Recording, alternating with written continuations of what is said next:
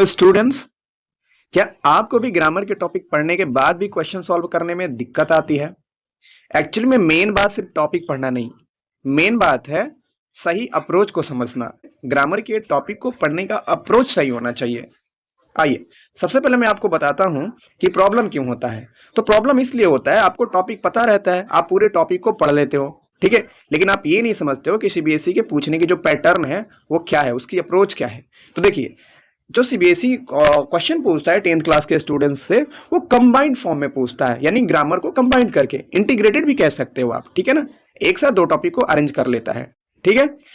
तो आप जो है ना, आप कॉन्टेक्स्ट को नहीं समझते हो। कॉन्टेक्स्ट को अगर बढ़िया से समझ के, मतलब कॉन्टेक्स्ट में फिट करके अगर आप पढ़ोगे तो आपका कॉन्सेप्ट अच्छा डेवलप होगा, ठीक है ना। बस आप ऊपर ऊपर टॉपिक पढ़ लेते हो कि लो मैंने टेंस पढ़ लिया, तो मैंने नरेशन पढ़ लिया, ठीक है, तो मैं सब्जेक्ट वर्ब कंकॉर्ड पढ़ लिया।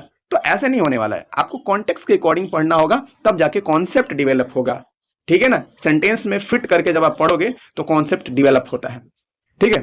तो आइए, मैं अभी ग्रामर के टॉपिक की बात करने नहीं जा रहा हूं, मैं टाइप की बात करने जा रहा हूं कि सीबीएसई कौन कौन से टाइप में पूछती है। तो सबसे पहले गैप फिलिंग पूछती है, गैप फिलिंग। एडिटिंग पूछती है, एडिटिंग और एरर। रिपोर्टेड स्पीच पूछती है, और रीऑर्डरिंग यानी सेंटेंस को रीऑर्डर करना, या स्पेलिंग एरर भी आता है। तो इस चार टाइप से क्वेश्चन वो पूछता है 10 मार्क्स का। ओके, चलिए आगे बढ़ते हैं। अब मैं आपको बताऊंगा कि किस तरीके से, मैं सबसे पहले इसमें से गैप फिलिंग को लिया हूं, ठीक है ना, गैप फिलिंग को। तो गैप फिलिंग हम कैसे करेंगे, तो आइए, यानी फिल इन द ब्लैंक्स के क्वेश्चंस को कैसे अटेम्प्ट करोगे आप बहुत इजी तरीके से। तो देखिए, सबसे पहले आपको करना क्या होगा, जैसे ही आपको गैप फिलिंग का क्वेश्चन दिखाई दे, तो आप सबसे पहले सेंटेंस में टेंस पहचानोगे, ध्यान से टेंस, टेंस पहचानोगे, कौन सा टेंस यूज हुआ है।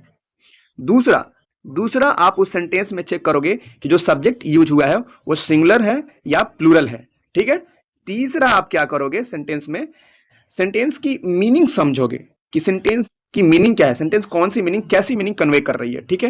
एंड लास्ट आपको क्या करना होगा कि अब उस सेंटेंस के ऑप्शन को चेक करना पड़ेगा, ठीक है ना। ऑप्शन को चेक करो, आपकी ऑप्शन में वर्ब का फॉर्म कौन सा है, वर्ब का कोई वर्ब का फॉर्म दिया गया है, first form, second form, third form, ठीक है, ऐसे। उसके बाद या मॉडल वर्ब, मॉडल वर्ब अगर ऑप्शन में कहीं मॉडल वर्ब तो नहीं दिया है, ठीक है ना। तो सबसे पहले आपको फिल इन द ब्लैंक्स के क्वेश्चन सॉल्व करने से पहले इन चार चीजों पर ध्यान देना होगा, बहुत ही जरूरी है ये, ठीक है। यहां से आपको आइडिया मिल जाएगा। ऑप्शन पे आपको ध्यान जरूर देना है कि ऑप्शन में क्या है, वर्ब का फॉर्म दिया गया है, ठीक है, या मॉडल दिया गया है। तो यहां से आपको एक आइडिया मिल जाएगा कि हाँ, वर्ब का फॉर्म यानी टेंस का यूज किया गया है, ठीक है।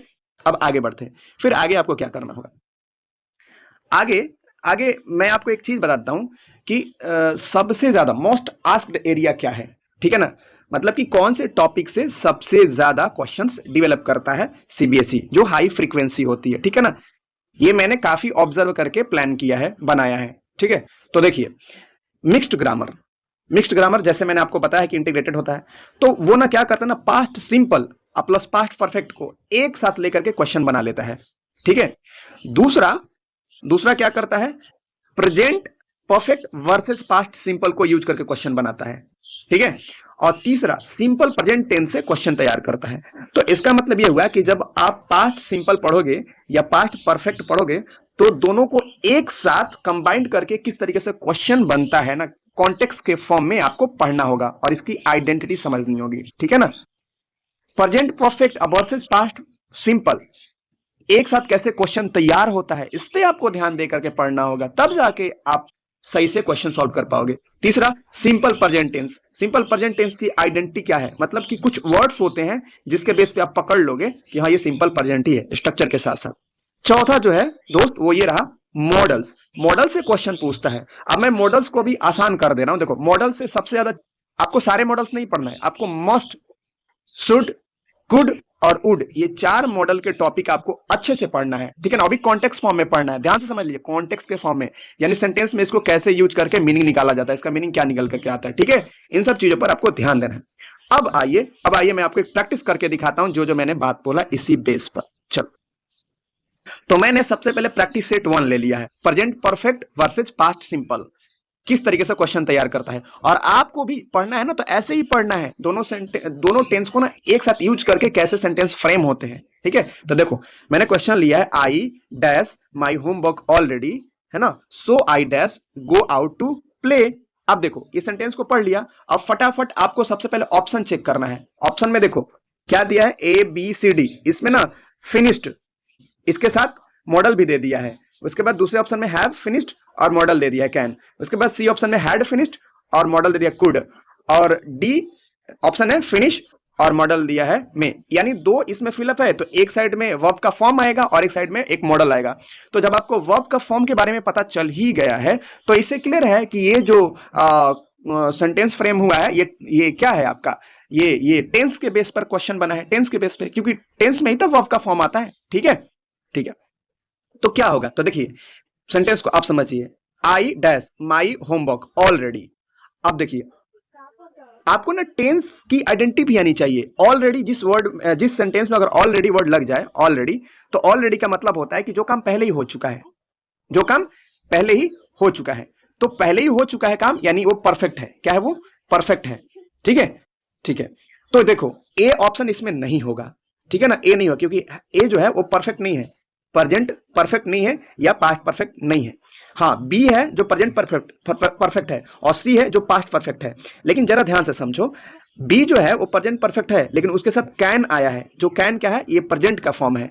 ठीक है, तो अगर एक आपका प्रेजेंट एक परफेक्ट हो जाएगा तो दूसरा प्रेजेंट नहीं होगा, तो इसलिए इसमें सी जो है ना वो हैड फिनिश्ड होगा। ठीक है ना, और उसके बाद कुड जो है ये पास्ट का फॉर्म है, तो डी ऑप्शन नंबर सी यहां पर हो जाएगा। ठीक है, ऑप्शन नंबर सी हो जाएगा।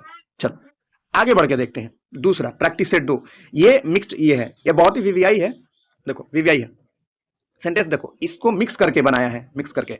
By the time the teacher enter the class, देखो एंटर द क्लास।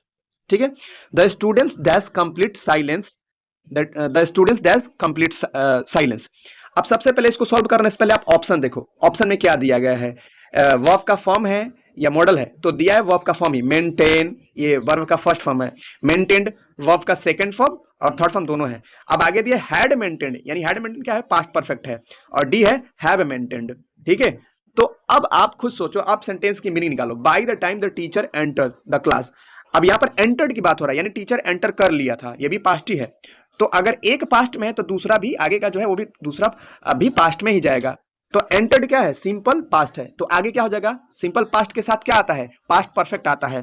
तो ऑप्शन नंबर क्या हो जाएगा इसमें ऑप्शन नंबर सी हो जाएगा। ऐसे आपको चेक करना पड़ेगा। ठीक है, अब आओ, अब प्रैक्टिस सेट 3 को देख लेते हैं। Subject verb agreement, subject verb agreement से क्वेश्चन आता है, आपको बात पता है ये पहले से, तो क्वेश्चन पढ़ो। ईच ऑफ द प्लेयर्स, ठीक है, dash given A medal and their performance dash appreciated. अब ऑप्शन पहले चेक करो, ऑप्शन में क्या है, ऑप्शन में हेल्पिंग वर्ब दिया गया है। क्या दिया गया है, हेल्पिंग वर्ब। ठीक है, वर वर वॉज वर, तो यहां पर सिंगुलर और प्लूरल हेल्पिंग वर्ब दिया गया है, और इसका सब्जेक्ट जो है वो भी आपका क्या है, सिंगुलर और प्लूरल सब्जेक्ट है। तो आपको सब्जेक्ट वर्ब एग्रीमेंट का क्वेश्चन तो आपका बोल ही रहा है, ये सब्जेक्ट और वर्ब पे एग्रीमेंट होता है, यानी सिंगुलर सब्जेक्ट रहेगा तो सिंगुलर वर्ब, प्लूरल सब्जेक्ट रहेगा प्लूरल वर्ब। तो आप देखो ईच ऑफ द प्लेयर्स, अब ये क्या है, ये आप समझना पड़ेगा कि ये सिंगुलर सब्जेक्ट है या प्लूरल सब्जेक्ट है। ठीक है, तो आप जब तक से ये नहीं समझोगे तब तक से नहीं कर पाओगे। ठीक है, तो ये आपको समझना पड़ेगा। अब आगे देखो, तो यहां पर ये सिंगुलर है, ठीक है ना, क्योंकि द प्लेयर्स बहुत सारे प्लेयर्स है, लेकिन उसमें से एक एक प्लेयर की बात हो रही है। ठीक है, ये सब्जेक्ट वर्ब एग्रीमेंट का कॉन्सेप्ट है। आगे देखो, given A medal and their performance dash appreciated. अब देयर परफॉर्मेंस क्या है, माने उन लोगों की परफॉर्मेंस, तो यहाँ प्लूरल है, बट यहाँ पहले वाले फिलअप में जो आप भरोगे वो सिंगुलर होगा और आगे वाला प्लूरल होगा। तो ऑप्शन चेक करो कौन सा हेल्पिंग वर्ब एक सिंगुलर भी है और एक प्लूरल भी है। तो देखो आपका बी नंबर है, क्योंकि स्टार्टिंग में वर्ड लगेगा सिंगुलर और आगे वाला जो होगा वो प्लूरल होगा देयर। ठीक है, तो ये हमने कर लिया। अब आओ प्रैक्टिस सेट 4 को देखो, टेंस बेस्ड वीवीआई ये भी है। देखो, Rohit usually dash to school by bus but today he dash on foot because his bus dash late. अब देखो, अब ऑप्शन चेक करो, तो लिखा है goes, is going, arrives, went, goes. अब ये भी वर्ब का फॉर्म ही दिया गया है। अगर वर्ब का फॉर्म दिया गया है तो कहीं ना कहीं वर्ब का फॉर्म दिया गया है तो कहीं ना कहीं टेंस का ही लोचा है। आपको टेंस ही समझना पड़ेगा ना कि कौन सा प्रेजेंट टेंस है, पास्ट टेंस है, फ्यूचर टेंस है। प्रेजेंट टेंस में कौन सा उसका टाइप है या पास्ट टेंस में कौन सा टाइप है। तो देखो आइडेंटिटी भी आपको अच्छे समझ में है, जहां पर यूजुअली वर्ड लग जाए यूजुअली, तो ये क्या होता है, सिंपल प्रेजेंट होता है। क्या होता है, सिंपल प्रेजेंट होता है। ठीक है, तो आप चेक करो कौन कौन ऑप्शन में सिंपल प्रेजेंट का फॉर्म दिया गया है। देखो तो ए में दिया है गोज, उसके बाद इज गोइंग, उसके बाद अराइव्स, एक ये बी वाला होगा नहीं ऑप्शन, डी भी ऑप्शन नहीं होगा। हाँ सी देखो, गोज इज गोइंग अराइव दे दिया गया है, तो सी भी नहीं होगा, क्योंकि देखो सब कुछ प्रेजेंट में चल रहा है, तो फिर आगे पास्ट कैसे हो जाएगा, आप बताओ कैसे पास्ट हो जाएगा, आगे नहीं होगा। तो ऐसे ही मेरे को समझ में आ गया कि ऑप्शन नंबर यहाँ पर सी होगा, सॉरी ऑप्शन नंबर ए होगा। ठीक है, ऑप्शन नंबर ए होगा। अब इस सेंटेंस का सेंस निकालो, मीनिंग निकालो। Rohit usually goes to school, मतलब वो हमेशा स्कूल जाता है, सिंपल प्रेजेंट है। यूजुअली वर्ड क्या है, एडवर्ब ऑफ फ्रीक्वेंसी है, तो यहां से समझ में आ गया कि ये सिंपल प्रेजेंट है बस। But today he is going, वो जा रहा है ऑन फुट, बिकॉज ही है ना, बिकॉज हिज बस है ना अराइव्ड, है ना अराइव्स लेट। ठीक है ना, क्योंकि लेट आती है, तो इसलिए आप हो गया। अब देखो आगे देखते हूं, आगे देखते हैं प्रैक्टिस सेट 5 मॉडल के बेस पे मैंने लिया है।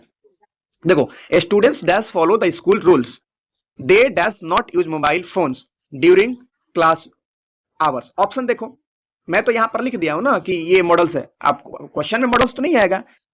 ठीक है, तो आप देखो ये मॉडल्स के बेस पे है, तो मॉडल्स के बेस पे है, तो अब आप जब मॉडल्स पढ़ोगे तो कॉन्टेक्स्ट के बेस पे पढ़ोगे, सेंटेंस में फिट करके आपको पढ़ना होगा। ये नहीं कि आप सिर्फ टॉपिक पढ़ लो। तो students dash follow the school rules, school rules follow की बात कर रही है, तो यहां पर स्टूडेंट्स के लिए क्या होता है, कंपल्सन होता है, मजबूरी होता है, तो मस्ट होगा यहां पर। आगे देखो फिर they dash not use mobile phone, और मोबाइल फोन भी नहीं यूज करना चाहिए क्लास के टाइम, ये भी कंपल्सन है, तो मस्ट मस्ट मस्ट। देखो कौन से ऑप्शन में मस्ट मस्ट है, बी नंबर ऑप्शन है। ठीक है, मैंने आपको बता दिया पहले कि आप मस्ट को पढ़ लो, शुड को पढ़ लो, वुड को पढ़ लो, ठीक है, कुड को पढ़ लो, इतना 4 पढ़ लो, ये काफी है, यहां से ज्यादा आता है क्वेश्चन। आगे देखते हैं प्रैक्टिस नंबर 6, आर्टिकल्स और डिटर्मिनर से क्वेश्चन आता है। तो अभी ये आर्टिकल्स का है, she is dash honest girl and has dash great respect for her teachers. तो देखो यहां पर ऑनेस्ट दिया है तो एन लगेगा, ठीक है ना, और आगे एक ग्रेट परफेक्ट है ना, रिस्पेक्ट फॉर हर टीचर्स, तो ये ऑप्शन नंबर कौन होगा आपका, ये ऑप्शन नंबर आपका बी हो जाएगा। ठीक है, आर्टिकल्स भी पढ़ो, कॉन्टेक्स्ट के फॉर्म में पढ़ो, सेंटेंस में फिट कर करके पढ़ना चाहिए, ये नहीं कि डायरेक्ट टॉपिक पढ़ लो तो उससे कुछ नहीं होने वाला है।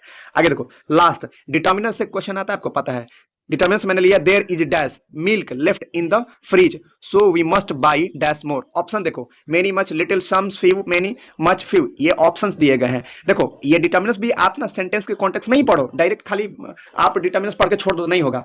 अब देखो the there is a milk, there is dash milk left, मतलब कि मिल्क कह रहा है कि थोड़ा बचा हुआ है, in the fridge so we must buy more, मतलब यहाँ पर खरीदने की बात कर रहा है, यानी इसका मतलब कि दूध कम है, दूध कम है इसलिए खरीदने की बात कर रहा है, और दूध क्या है, अनकाउंटेबल नाउन है, तो इसका मतलब कि यहाँ पर हो जाएगा आपका लिटिल, लिटिल अनकाउंटेबल, और लिटिल का सेंस भी होता है निगेटिव की ना के बराबर है। ठीक है, तो इसलिए सम मतलब कुछ करना पड़ेगा, तो ऑप्शन नंबर बी हो गया। ठीक है, तो आपको ना करना क्या होगा, आपको ना ऐसे पढ़ना पड़ेगा, आपके ना हर ग्रामर के टॉपिक को ना कॉन्टेक्स्ट के फॉर्म में पढ़ना पड़ेगा, तब कॉन्सेप्ट डेवलप होगा। ठीक है, और मैंने आपको बता ही दिया कि किस तरीके से क्वेश्चन पूछता है सीबीएसई। ठीक है ना, कंबाइंड यानी इंटीग्रेटेड फॉर्म में पूछता है स्टूडेंट। ठीक है ना, अगर आप चाहते हो इसके पार्ट 2 पार्ट 3 तो आप अवश्य कमेंट करो, मैं आपको पूरे वीडियो बना करके दे दूंगा। ठीक है, और आप प्रैक्टिस करो आज से, कैसे करो, जैसे मैंने बताया है वैसे करो। चलो, थैंक यू सो मच।